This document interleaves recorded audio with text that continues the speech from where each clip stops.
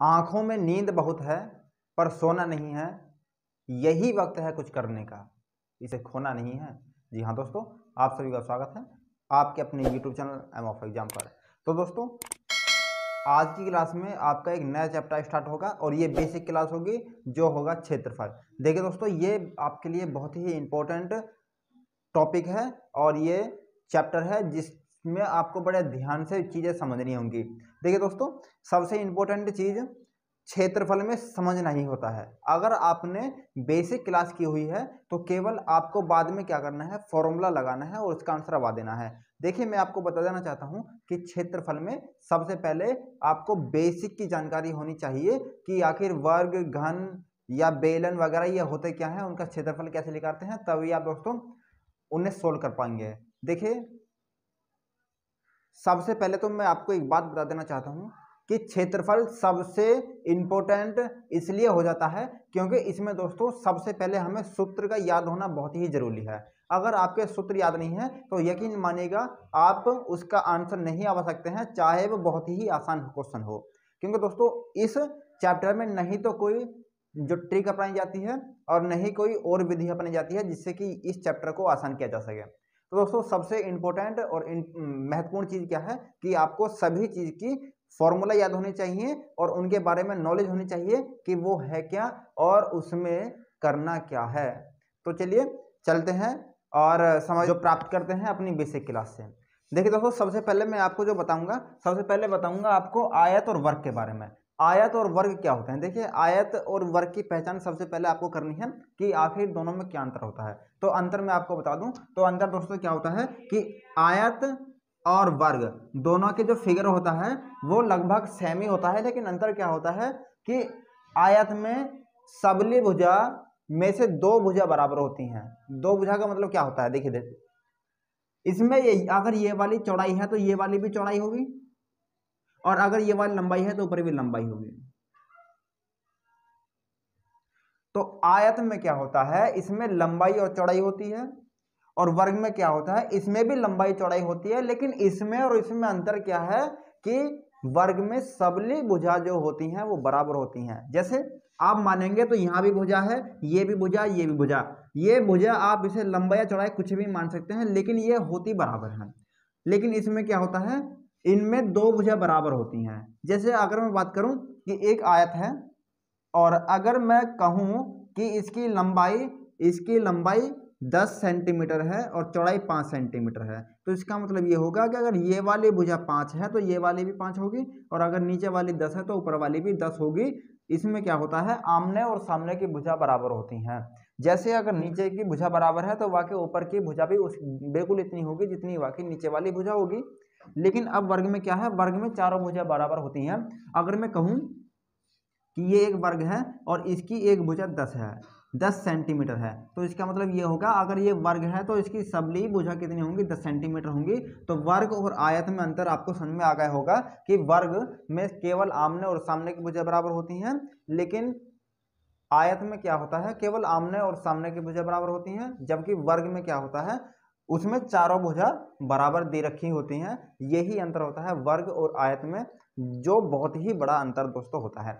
लेकिन अगर हम बात करें कि आयत और वर्ग के जो फॉर्मूला होते हैं, जो इनका क्षेत्रफल और परिमाप जो लिखा जाता है वो किस पे लिखा जाता है, उसे हम समझते हैं। देखिए दोस्तों, सबसे पहले हम बात करते हैं आयत के बारे में। तो अगर हम आयत के बारे में बात करें, हमने माना कि एक फिगर है जो ऊपर भी है और नीचे भी है, दोनों ही फिगर हमारी आयत की हैं। अगर हम ऊपर बात करें तो केवल आपको दे रखा है एक संकेत के रूप में कि ये चौड़ाई है तो ये भी चौड़ाई होगी, ये लंबाई है तो ये भी लंबाई होगी। लेकिन हमने मान लिया है कि इसकी चौड़ाई को a मान लीजिएगा और लंबाई को b मानिएगा। तो अगर लंबाई को b मानेंगे तो ये भी b होगी और ये भी b होगी। इधर अगर चौड़ाई को a मानेंगे तो ये वाली चौड़ाई b और ये भी चौड़ाई b। अगर हम क्षेत्रफल की बात करें तो आयत का क्षेत्रफल की बात करें दोस्तों, आयत का क्षेत्रफल क्या होता है दोस्तों, लंबाई गुणा चौड़ाई होती है। मतलब ये हुआ कि अगर आप लंबाई और चौड़ाई की दोनों की आपस में गुणा कर देते हैं तो आपका क्षेत्रफल आ जाता है, यदि वह आयत है। तो इसमें क्या होगा कि लंबाई कितनी मान रखी है हमने b और चौड़ाई कितनी है a, अगर गुणा करें तो a और b आ जाएगा इसका अंतर। मतलब आयत का क्षेत्रफल जो होता है लंबाई और चौड़ाई होता है, या उनकी दोनों जो भुजा अलग अलग हैं उनकी आपस में गुणा कर दीजिएगा, और यदि आपने गुणा कर दी है तो वही आपका क्षेत्रफल के रूप में प्राप्त हो जाएगा। लेकिन अब इसमें क्या होता है, अब बात करते हैं। देखिए क्षेत्रफल निकालना बहुत ही आसान होता है आयत का, उसी प्रकार वर्ग का क्षेत्रफल भी निकालना बहुत ही आसान होता है। लेकिन बात करते हैं परिमाप की। परिमाप देखिए होता क्या है उसे समझते हैं। देखिए दोस्तों, परिमाप के बारे में बात करते हैं। अब हम बात करेंगे परिमाप के बारे में बात। तो देखिए परिमाप क्या होता है, आप ये समझिएगा कि ये जो यहाँ पर आयत बना हुआ है ये हमने एक सीधी रेखा में तोड़ लिया। ये आप समझिएगा कि हमारे पास मान लीजिएगा एक रस्सी है या एक तार है, जो तार एकदम सीधा है।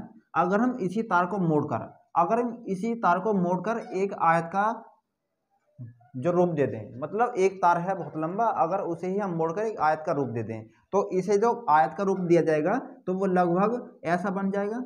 और अगर ऐसा बन गया तो ये आयत का रूप हो जाएगा। लेकिन ये जो इसकी बाउंड्री थी ये कभी एक सीधी भुजा थी, तो इसका मतलब ये होता है परिमाप का कि अगर हम किसी भी आयत को तोड़ें और उसकी भुजाओं को लंबा कर दिया जाए तो वह कितनी दूरी तक जा सकता है, या उसकी लंबाई कितनी होगी अगर वह एक रस्सी के रूप में तोड़ दिया जाए।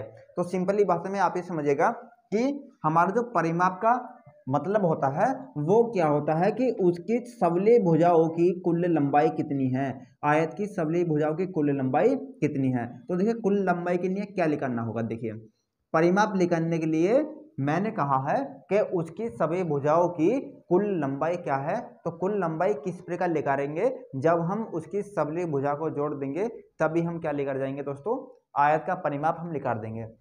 जैसे अगर हम इस वाले में बात करें तो यहाँ पर लंबाई कितनी है a प्लस, हमें नीचे वाली भी जोड़नी है a प्लस a। देखिए ये वाला a हो गया ये वाली भुजा, b हो गया ये वाली भुजा, और दोबारा a है तो ये वाली भुजा, और b है तो फिर ये वाली भुजा। मतलब मैंने ये यहाँ पर अगर चारों भुजा जोड़ेंगे तो a और a दो बार लिखा हुआ है तो हो जाएगा 2a, और यहाँ पर b और b दो बार लिखा हुआ है तो 2b, और अगर मैं यहाँ से 2 कॉमन ले दूँ तो बचेगा ब्रैकेट में a प्लस b। इसका मतलब ये हुआ कि ये हमारा परिमाप आ जाएगा, जो कि दोस्तों आयत का परिमाप होता है। क्या होता है, 2 लंबाई प्लस चौड़ाई ब्रैकेट में। तो वही रूप आती कैसे है वो मैंने आपको बस इतना बताया है कि हमारा परिमाप होता क्या है। परिमाप होता है किसी भी आकृति का केवल सबली भुजाओं का योग अगर हम कर दें तो उस आकृति का परिमाप हमारे सामने आ जाएगा। अब बात करते हैं दोस्तों वर्ग के बारे में। जो बातें मैंने आपको आयत में बताई हैं वही बातें आपको दोस्तों वर्ग में भी अप्लाई करनी होंगी। जैसे अगर हम बात करें वर्ग के जो वर्ग का क्षेत्रफल, तो वर्ग का क्षेत्रफल क्या होता है, वर्ग का क्षेत्रफल। तो दोस्तों अगर हम वर्ग के क्षेत्रफल की बात करें तो इसमें क्या होता है, देखिए मैंने आपको बताया है लंबाई गुना चौड़ाई होता है। बिल्कुल वही फंडा भी आपको यहीं लगाना है, इसकी भी दो भुजाओं की आपस में गुणा कर दें तो हमारा वर्ग का क्षेत्रफल प्राप्त हो जाएगा। लेकिन इसमें बात क्या है, इसमें बात है कि इसमें एक भुजा a है और दूसरी भुजा भी a है। अगर हम दोनों की बात करें तो a मिलकर हो जाएगा a की पावर 2। मतलब वर्ग में भी मैंने दोनों भुजाओं की गुणा करी है और आयत में भी मैंने दोनों भुजाओं की गुणा करी थी। लेकिन उसमें क्या हुआ है, उसमें हमारा लंबाई गुणा चौड़ाई हुआ था, लेकिन इसमें दोनों ही भुजा सेम होती हैं। तो इसमें क्या हो जाएगा कि भुजा की पावर 2 हो जाएगा, या हम कह सकते हैं डायरेक्टली कि वर्ग का क्षेत्रफल होता है भुजा की पावर 2। भुजा की पावर क्या होता है दोस्तों, 2 होता है वर्ग का क्षेत्रफल। और अगर परिमाप की बात करें तो परिमाप क्या होता है, परिमाप क्या होता है देखिए समझिए। परिमाप तो मैंने आपको अभी बताया है, परिमाप का मतलब होता है कि कैसी भी आकृति आपके सामने हो और आपसे परिमाप भुजा हो तो क्या करना है, केवल आपको दी गई आकृति की सभी भुजाओं को जोड़ना है तो आपका परिमाप आपके सामने आ जाएगा। यहाँ पर भी हमें बिल्कुल परिमाप निकालना है तो क्या करना है कि उसकी सभी भुजाओं को जोड़ना होगा। अगर हम जोड़ें तो ये वाली भुजा पहले लेंगे तो a प्लस दूसरी वाली भुजा प्लस तीसरी वाली भुजा और प्लस चौथी वाली भुजा। अगर जोड़ें तो 1 2 3 4 तो 4a हो जाएगा, क्योंकि a 4 भी लिखा हुआ है तो यहाँ पर आ जाएगा वर्ग का परिमाप 4a। तो इसका मतलब ये हुआ कि वर्ग का परिमाप होता है 4 गुणा भुजा। अगर आप 4 में भुजा की गुणा करेंगे, जो भी आपसे भुजा दे रखी हो तो वही आपका परिमाप लेकर के आ जाएगा, या फिर उन्हें आप 4 बार जोड़ दीजिएगा जो भी भुजा हो तो भी आपका परिमाप आ जाएगा। दोस्तों ये हमारी आज की जानकारी थी, लेकिन दोस्तों इनके बारे में आपको और समझना होगा, लेकिन हम आगे आने वाली सभी वीडियो में आपको समझा देंगे, क्योंकि दोस्तों एक वीडियो बहुत लंबी हो जाती है, तो इसलिए हम दोस्तों नहीं बता सकते हैं। तो चलते हैं और इंतजार करिएगा अगली क्लास का, क्योंकि अगली क्लास में भी हम दोस्तों ऐसी ही जानकारी के ऊपर बात करेंगे। तो तब तक के लिए दोस्तों नमस्कार और जय हिंद।